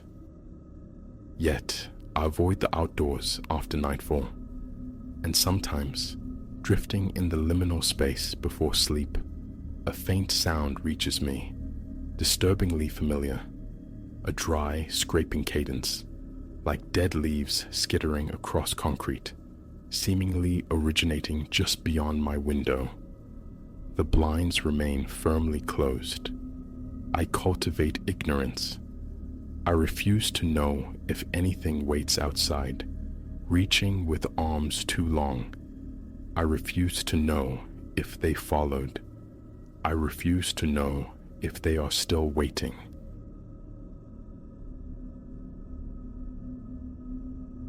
The inaugural chant insinuated itself through the pre-dawn chill, a sibilant whisper that coiled around my awareness, tightening like ice. Motionless within my sleeping bag, I listened, the frantic drumming in my chest nearly drowning out the external sound. Again, it came, a low, rhythmic pulse, guttural and ancient, seeming to emanate from the very soil beneath us, from the air itself. This tranquil forest night had fractured, revealing something profoundly wrong, something predatory lurking just beyond the veil of the ordinary. We had sought refuge here, my closest companions, Liam and Chloe, and I. Months we'd anticipated this escape, 3 souls in our late 20s, yearning for respite from the city's relentless thrum. The allure of untamed air, panoramic heights, and star-dusted nights had proven too potent. We'd selected a secluded enclave deep within the national forest, deliberately distant from frequented trails. The trek inward tested our limits, but gifted us a clearing cradled by colossal pines. Our first day unfolded like a dream. Vigorous hikes, plunges into a lake of startling clarity, tales spun beside the leaping flames of our campfire. But as the second day bled into night, the dream curdled. The chanting began sometime past midnight's turning point. At first, a phantom of my subconscious, yet wakefulness brought stark confirmation. It was a sound utterly alien, neither recognizable language nor conventional melody, but a terrifying confluence that prickled my skin. Unzipping my tent with practiced stealth, I peered into the moon-washed clearing. Liam stood already, his features stark and blanched in the argent glow. "You hear it too?" he breathed, eyes wide with disbelief. A silent nod was my only reply. My voice felt trapped. Chloe emerged moments later, hugging herself against a sudden, inexplicable chill. "What is that?" Her voice, usually steady, wavered. "It feels everywhere." As if summoned, the sound swelled, amplifying. Distinct voices now, a chorus chanting in unnerving unison. The syllables, if indeed they were such, belonged to no tongue known to me. They resonated deep within my sternum, accelerating my heart, stealing my breath into shallow, panicked sips. "We should see what it is," Liam proposed, ever the one to court the unknown. "Are you serious?" Chloe hissed, her fear palpable. "Haven't you absorbed anything from horror stories? This is precisely the prelude to disaster." My own instincts screamed agreement with Chloe, yet a morbid curiosity warred with primal terror. What if someone required aid? What if we'd intruded upon some sacred local rite? "Listen," I mediated, forcing a calm I didn't possess. A quick reconnaissance. Just a look. Anything feels wrong, we retreat instantly. Break camp. Agreed? Reluctantly, consensus was reached. Armed with flashlights and grasping hiking poles like flimsy talismans, we ventured toward the chant's perceived epicenter. Night had transformed the familiar woods into a labyrinth of shifting darkness. Phantoms capered at the edge of our flashlight beams. Each twig snap elicited a collective flinch. The chanting intensified with our approach, a sinister beacon drawing us deeper into the arboreal maze. Perhaps 15 minutes into our strained pilgrimage, a flickering luminescence bled through the dense trees ahead. We extinguished our lights, relying on the moon's ghostly illumination to guide our final, cautious steps. The tableau revealed in the clearing beyond is seared into my memory, a recurring nightmare projected onto the screen of my closed eyelids. Figures, swathed in dark, voluminous robes, formed a circle around a massive, horizontal slab of stone. Their faces remained obscured within the cavernous depths of their hoods. Upon the stone, horrifyingly, lay what appeared to be a human silhouette, its details lost in the capricious dance of firelight nearby. The chanting reached its zenith, a visceral, throbbing sound that reverberated among the ancient trees. One robed figure detached from the circle, elevating a polished object that glinted wickedly. A cold shock jolted through me. It was unmistakably a blade. "We have to leave," I whispered, the words sharp with urgency. "Right now." But our retreat was forestalled. The chanting ceased, plunging the woods into a silence more terrifying than the sound itself. Then, with chilling synchronicity, every hooded head swiveled, fixing upon our hiding place. "Run!" Liam's shout shattered the stillness, all caution abandoned. We bolted, crashing blindly through the undergrowth, branches lashing our faces. Behind us, the sounds of pursuit erupted, heavy, thudding footsteps and guttural cries that scraped the boundary between human and beast. My lungs burned, muscles screamed, but sheer terror propelled me. In the frantic darkness, I lost sight of Liam and Chloe, my entire being consumed by the imperative to escape. A treacherous root snagged my boot. I fell hard, the impact expelling the air from my lungs. Gasping, struggling to rise, an iron grip seized my ankle. I lashed out blindly with my free foot, connecting with something yielding yet solid. A sharp grunt of pain, a momentary loosening of the hold. Enough.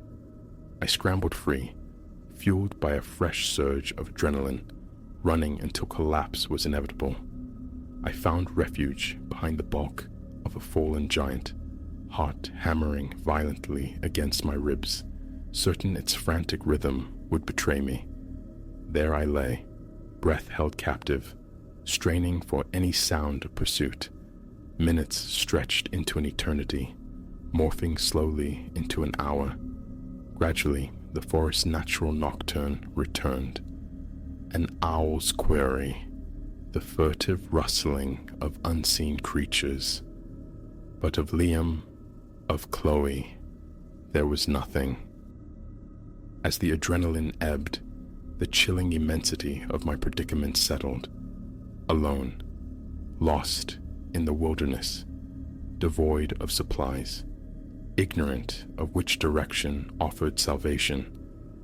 And somewhere within these shadowed woods, the architects of that monstrous ritual might still be searching. I remained hidden until the first tentative rays of dawn painted the sky.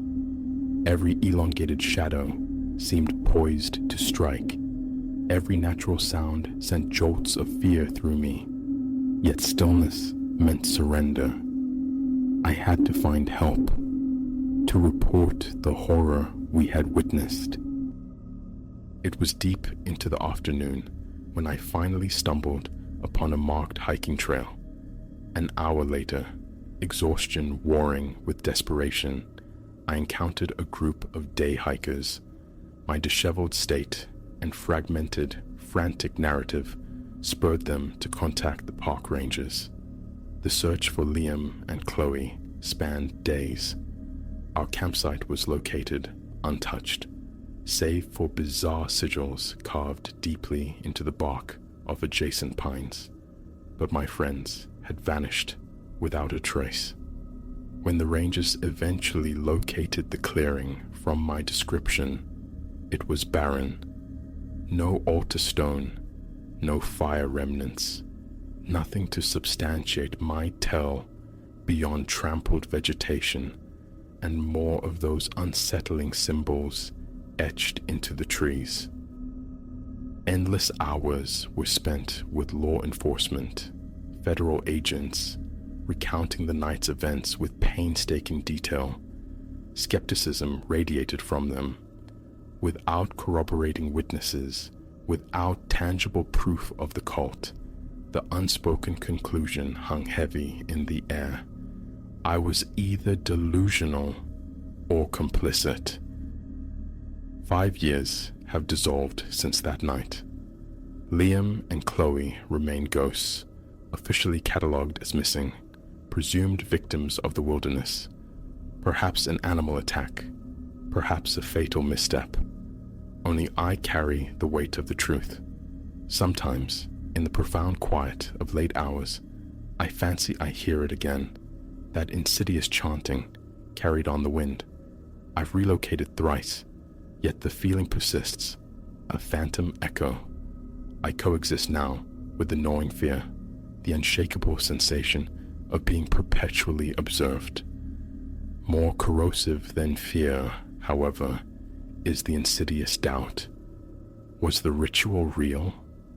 Or did trauma birth a grotesque hallucination to mask a simpler, yet equally devastating accident? I've immersed myself in the shadowed lore of cults, esoteric faiths, forbidden practices, online forums, support networks for those brushed by the inexplicable.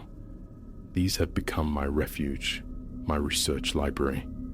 Slowly, fragments coalesce into a terrifying mosaic. What I encountered, what claimed Liam and Chloe, transcended the merely human. The sigils, the chant, the ritual itself, all whisper of something far older, entities that slumber in the world's dim corners, awaiting invocation. Camping is a pleasure I no longer permit myself.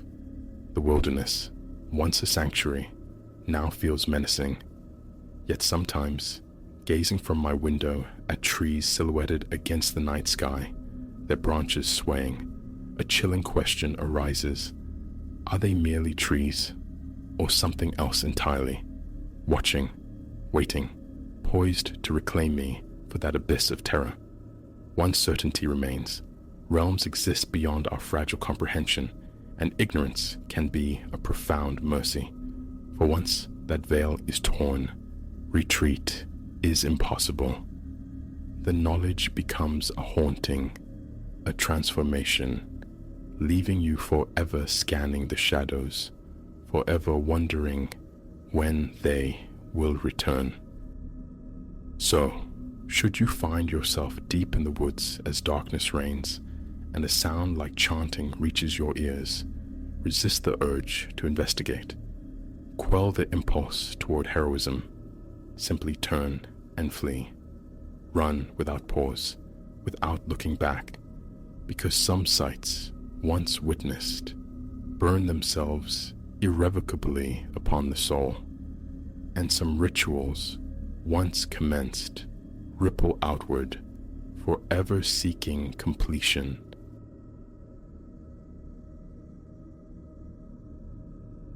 The memory clings, sharp as the sound that first splintered the night's profound stillness. I lay suspended in the dark, eyes fixed on the unseen ceiling, the street outside a muted ribbon of asphalt and slumber. Then it came, a single, abrasive bark that sliced through the quiet, instantly coiling tension low in my gut. I remained utterly motionless, breath held captive, listening for an echo, a confirmation. A minute stretched thin, then another yelp pierced the air, distant, yet disquietingly close. Perhaps from the dense shrubbery flanking the fence, perhaps the narrow alley hugging the garage. Impossible to pinpoint. I courted oblivion, willing my eyes shut, coaxing my breath into slow, even tides. But the sound returned, again and again, a grating, intermittent pulse against my eardrums. Frustration simmered, yet inertia held me fast. That first night, I surrendered, waiting only for the gray promise of dawn. The following evening, I sought refuge in early sleep, hoping unconsciousness might grant immunity. A futile wish. Around the familiar hour, just past midnight's threshold, the barking commenced its broken rhythm. Not a constant barrage, but bursts punctuating the silence. A bark, sometimes a quick pair, a pause pregnant with anticipation, then another solitary cry. My gaze drifted to the window, a pale rectangle in the gloom. Should I rise? Confront some phantom stray? The thought repelled me. A midnight entanglement I craved less than the sleep it stole. Yet, the irritation grew teeth. 30 minutes dissolved into this acoustic torment before I dragged a pillow over my head, a pathetic attempt to muffle the intrusion. Useless. The urge to fling open the sash and roar into the darkness warred with a primal reluctance to expose myself, to invite unknown attention. What if it belonged to a neighbor? Disputes were poison. So, silence reigned within, while the barking persisted without. 3 hours of fractured rest were my meager reward. By the third night, exhaustion had laid claim. My eyes felt like sandpaper. A stubborn ache had settled in my neck. Movement felt sluggish, my head a leaden weight. This time, I embraced the vigil, sitting sentinel in the darkness, waiting, and it came, punctual as ever. Rising, I padded barefoot to the kitchen, eased the back door open a mere sliver, and listened.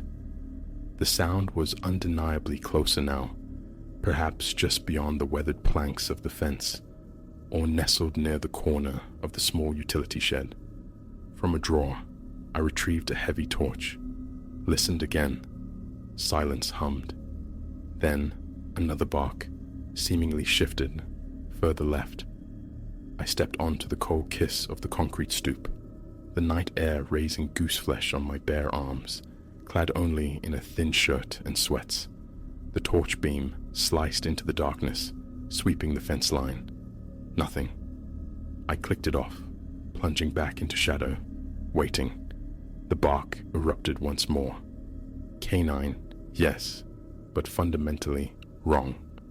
A low, guttural quality resonated beneath it, a roughness that scraped along my nerves, unsettling me deeply.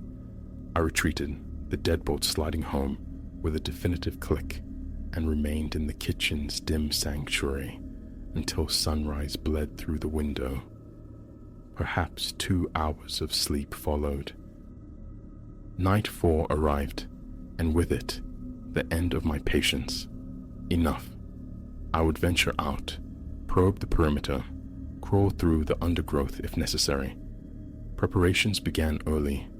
Durable jeans, sturdy boots, a jacket laden with pockets, and the powerful torch. I waited for the signal, the familiar jagged bark. When it sounded, I moved with deliberate stealth, muffling the click of the latch, the groan of the gate hinge. Into the backyard I slipped, letting my eyes adjust before risking the light. A long moment I stood, straining my ears. Was that breathing, faint and raspy, or merely the wind sighing through unseen leaves? A bark, sharp and immediate, from directly behind the fence. The torch flared to life. I slipped through the side gate onto the narrow verge, separating my property from a neglected patch of wilderness. Weeds, wild grasses, skeletal brush. A distant street lamp cast long, weak shadows, leaving this strip largely untouched by light. My beam interrogated the ground, searching for paw prints, any telltale sign. Flattened grass marked a recent resting spot. I swept the light slowly, methodically, across the tangled darkness. A rustle, the unmistakable sound of weight shifting on dry detritus. The beam snapped towards the origin. Something crouched there. Too large, surely, for any stray I knew. It hugged the earth, yet the silhouette of its head and shoulders seemed distorted, alien. I couldn't discern fur. Its hide, caught in the glare, appeared grayish, or perhaps just lusterless, dull. It turned its head, slowly, deliberately. Its eyes caught the light, but not with the familiar bright flare of a nocturnal animal. These were opaque pools, reflecting dimly, unevenly. No word escaped my lips. I didn't advance. My heart hammered against my ribs, sweat beaded on my forehead. My grip tightened on the torch.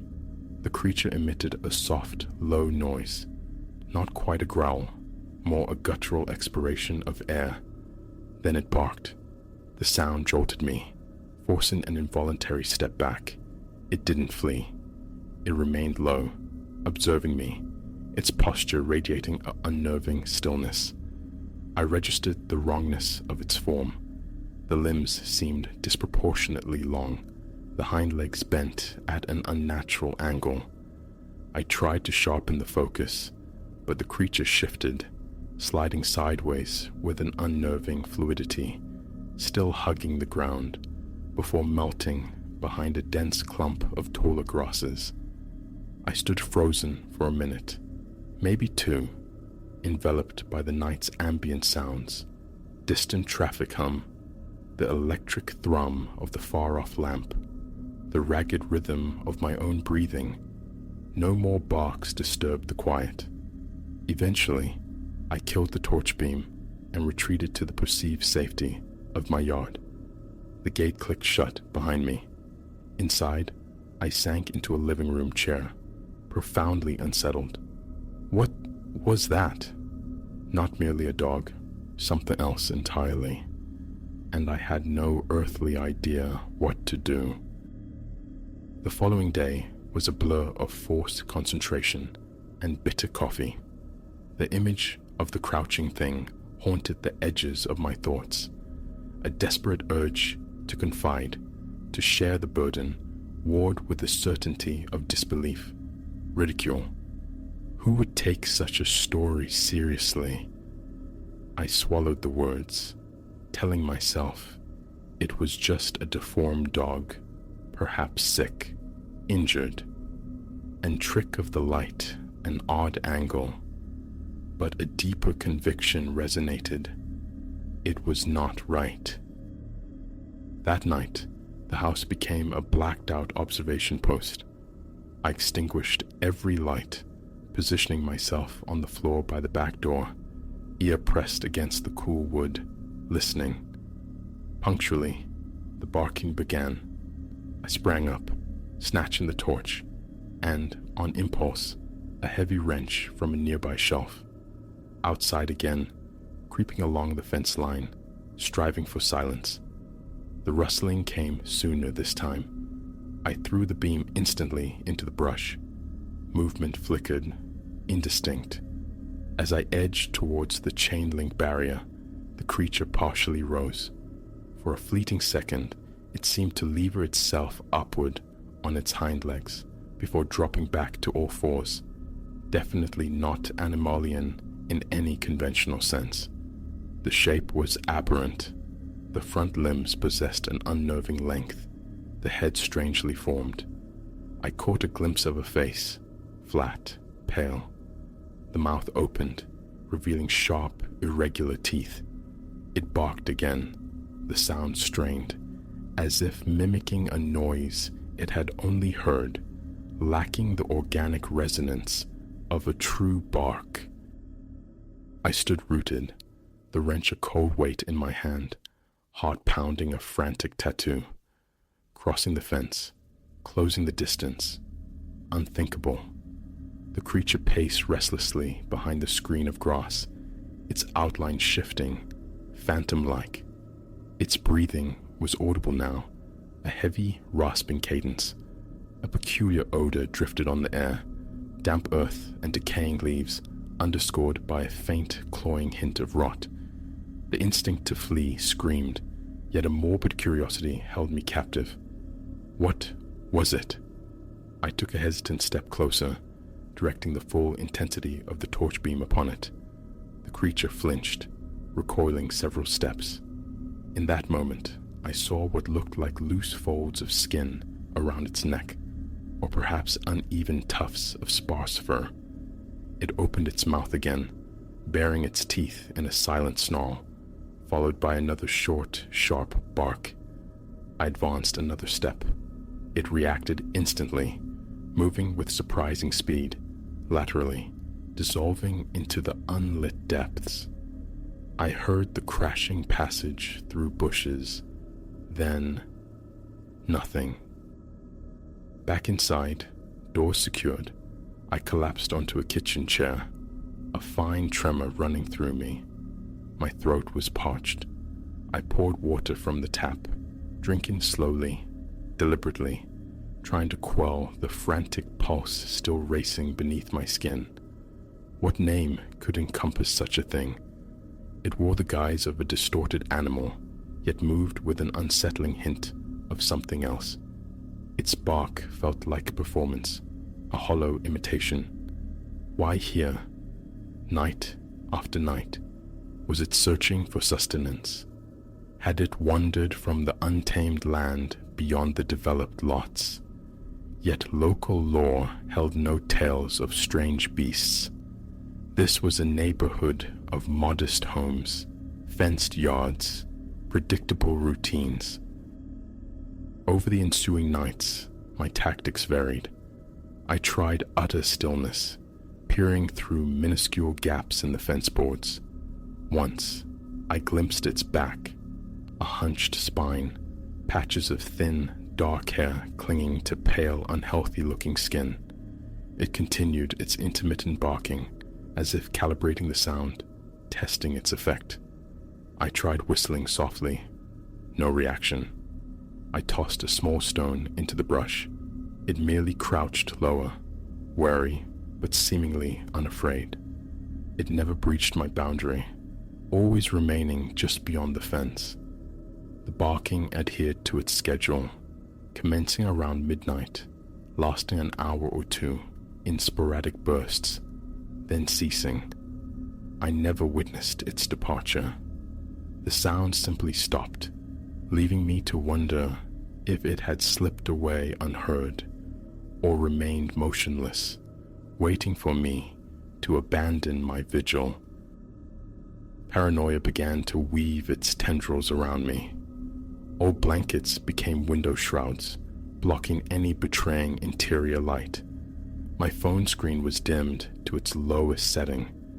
I yearned to catch it off guard, to see it clearly, just once. But each encounter yielded only fragments, a fleeting shape, a hint of that pallid face, the disturbing outline of limbs, too long, too jointed. Did I imagine fingers clutching a branch for balance? The notion of it possessing hands sent a fresh wave of revulsion through me. After a week besieged, sleep-deprived, and raw-nerved, I considered seeking help. But who? Animal control wouldn't respond at night for anything less than an emergency. The police? Reporting a strange animal? Laughter felt like the most probable response. My neighbors remained distant acquaintances. Confiding in them risked being labeled eccentric, unstable. The burden remained solely mine. Sleep became a daytime pursuit, snatched in fragmented naps after work, hoarding alertness for the nightly siege. One evening, inspiration struck. A motion-activated light, battery-powered, positioned near the fence line. Perhaps surprise would force a clearer revelation. Midnight arrived, heralded by the familiar grating bark. I waited inside, lights off, observing through a narrow parting in the curtains. A few barks echoed, followed by rustling. Then, the motion light flared, bathing the area in stark, sudden illumination. For a precious second, the creature was fully visible. It stood on all fours, spine sharply arched. Its skin looked coarse, diseased, patchy. Thin hair sprouted along its shoulders. Its head was turned towards my fence. I saw the face clearly now. A flattened nose above a wide mouth filled with uneven teeth. The eyes were small, dark, inscrutable pits.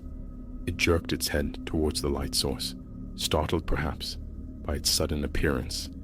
Awkwardly, it backed away. I saw its front limbs bend like elbows, unmistakably arm-like.